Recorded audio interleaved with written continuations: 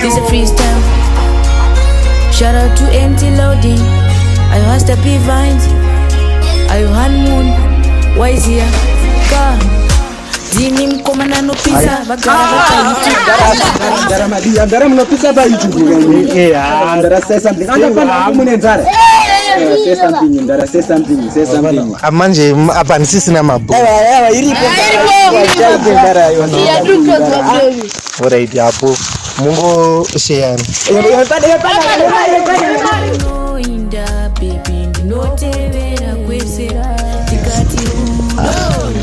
Saka what's Hasta ila taziana ku hiyo yoji famous waisi simna famous chimwengi mungu masiro mana una aisi shanti na maboni kabachi wewe kabachi ona isi tu smart ila si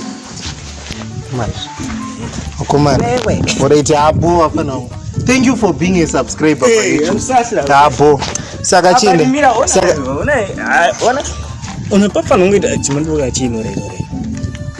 Ga chini. Ndiye mariga. Yes. Wewe. Big fan. Alright, hapo. Thank you for being a fan. Area ringing. What do you do by YouTube? Like everyone, I think Hasta. Oh, in YouTube. No creator skits by YouTube. My comedy. My stories. I tell stories and do documentaries on YouTube also. Oh. Yes. Wow. By the way, what's your name? That's Rihanna.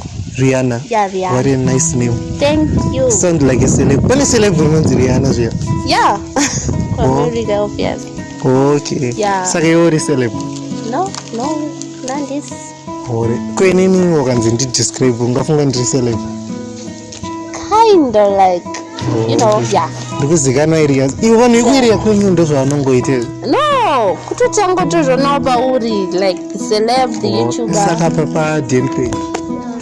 Pakanaka. Okay. Thanks. Is it cool if I can get your number? Yeah. You can get my text. Yeah, Rihanna. Okay, so okay. Zvimwe tingataura hedu but vapfana vatura chini yangu ava vafinura ndangowanyara kuti pane musikana che. Okay. Wow.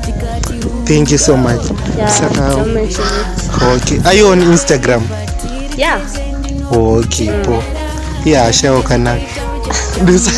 Ndosaka ndatedza kudarika chokwadi ndatedza kudarika saka can I have a selfie with you ndazotedza nekumba kuita setomboona munhu akanaka. Yeah. Okay. It's cool with you then. Yes. Zviri extra cool. Okay. Irandise ku camera. Okay. Straight to the point like a unicorn. Tichitamba tiri twist like a uniform.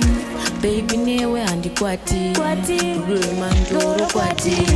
Yeah, thank you so much. Checkbacha for WhatsApp.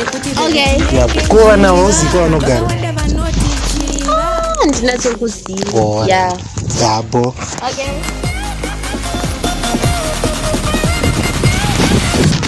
Hasta PV.